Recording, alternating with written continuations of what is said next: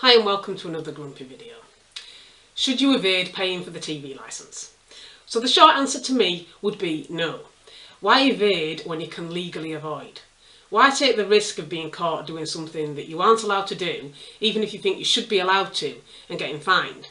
The current method of funding the BBC might be outdated and unfair to some people's point of view, but given modern technology and advances in the way we can access entertainment, is there really any reason to evade the TV licence when you can easily find viewing entertainment without needing to break the law, as outdated as that law may be?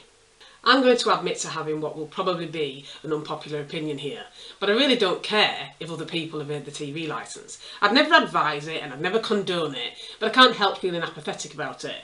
Although I know some people will be of the opinion that evaders make it worse for those of us who legitimately don't have a TV licence, I actually have my doubts about that, because I think that even if everybody who didn't have a licence was legally licence free, that wouldn't take away the fact that there is a financial incentive for TV licensing to chase people for payments regardless, and attempting to mislead, bully and harass people into giving in and just buying a licence anyway.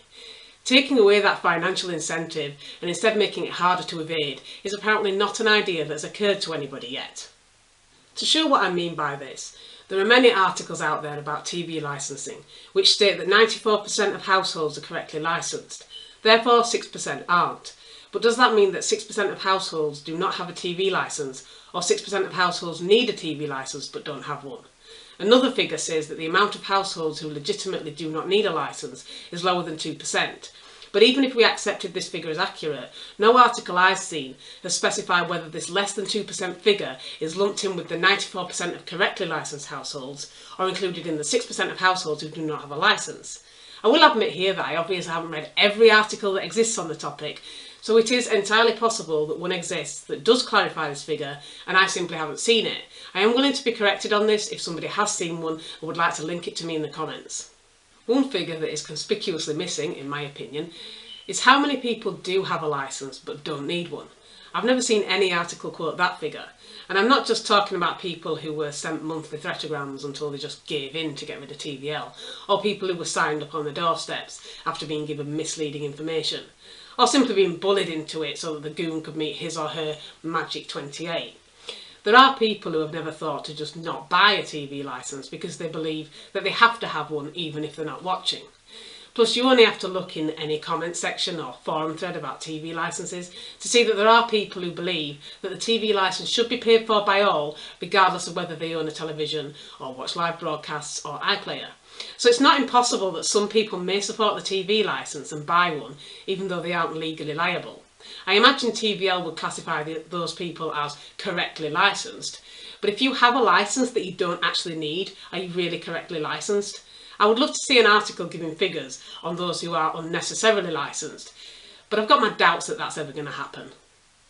But to get back to the point about whether you should evade the TV licence, people who do not buy TV licences have many different reasons for not doing so. You don't have to look far to see that some people have decided that they do not want to fund the BBC for political reasons. Whilst those were not the reasons that I stopped watching, I know that they were the motivation for many people. And whilst I don't disagree with the sentiment, I think that cutting off the funding is only half the battle. Why would you give any of your attention to the people that you are politically opposed to by consuming their product? Why not go the whole way and just stop watching as well? If you don't want to fund them, why would you want to watch them? Especially since, as I mentioned before, there are many legal ways now to watch things on a screen without breaking the law. Don't just cut off their funding if you object to what they did. Cut down their viewing figures too. Why evade when you can avoid instead? For now though, it seems that in most articles, evaders and avoiders will be lumped together. Evading is a crime, but avoiding isn't. This fact is at most only vaguely alluded to in any article, before they get back to pointing out all the ways you could be caught, fined, and in extreme cases imprisoned, and then going on to point out all the different methods they offer you to cough up. Are all your clothes in the wash? Not a problem, you can buy online. Is your budgie suffering from anaphylaxis so you can't leave the house? Not a problem, just give them a quick call after you've administered the EpiPen. Now, I've been asked many times by people wanting to know how they can get away with it, like I do, so it does seem that this message is mostly successful. Not many people believe it is possible to legitimately not need a TV licence, and for those of us who really are watching, that means that we are doomed, for the foreseeable future, to wrongly being termed evaders. Anyway, that's enough for this video. If you made it this far, thank you for watching, and remember, stay legal however you choose to do so. Bye.